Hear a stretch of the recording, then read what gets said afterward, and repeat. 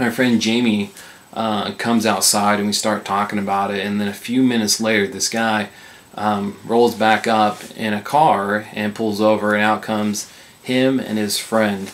And my friend Jose just made me go sit in my car, and so I just sat there, and these two dudes approach Jamie and Jose, and they kind of get into a conversation, and the next thing I know they're fighting out in the middle of the street. And so, being the friend that I was to Jamie, I didn't want to see him get beat up or anything, so I stepped out of the car, and I get in the middle of it, and I don't go for the guy that originally assaulted me. I went for the other guy, the dude's friend, and we get into this fight, man. We're throwing punches back and forth, and I remember me hitting him in the face, and then he steps back, and when he steps back, he reaches into his pants and his jacket and pulls out this gun. He points this gun right at my face, and it was one of the weirdest moments that I could ever remember. It was me just feeling a bunch of emotions, feeling anger, feeling sad, and just feeling just totally enraged that someone could possibly take my life, I guess. And this guy has this gun just cocked-eyed and just pointed at my face. And then all of a sudden, words start to fumble out of my mouth, and I'm like, pull the trigger. And I just keep saying, pull the trigger. And then I look around, he hasn't pulled the trigger yet, and we're right next to the curb, and there's this car that was kind of being worked on, and I reached down and grabbed a screwdriver, and I just said one more time, pull the trigger. If not, I'm going to come at you, and I'm going to take the screwdriver and put it through your neck.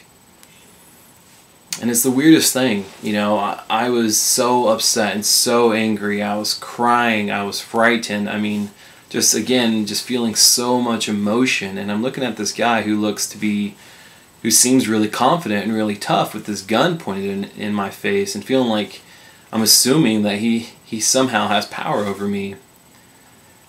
And this confidence just slowly went away, and you can see his face, him just turning pale.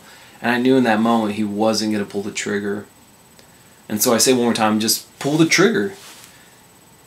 And he did nothing. He just stepped back and walked away. And I didn't think anything of it. He just walked away. That other guy, he just walked away also. And it was the weirdest thing, the conversation after all this. I approached my friend my friends Jose and Jamie. I'm just like, man, what just happened? What happened last night? Trying to recall all the things that took place last night, how this even started.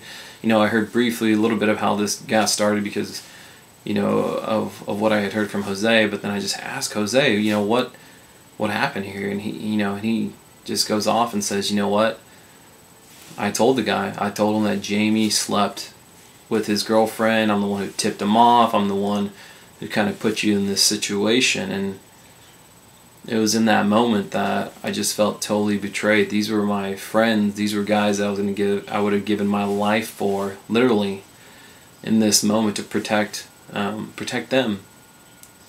But feeling totally betrayed because of someone just tipping someone else off because he didn't want to lose a potential buyer. And so, anywho, my birthday was just a crazy event. It was something that took place in my life, and it was a pivotal moment in my life that, challenged me to just change and to seek out something new and to let go of the things that were really hindering me from a relationship with God.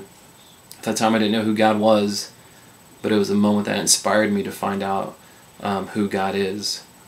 And so, that's my 16th birthday.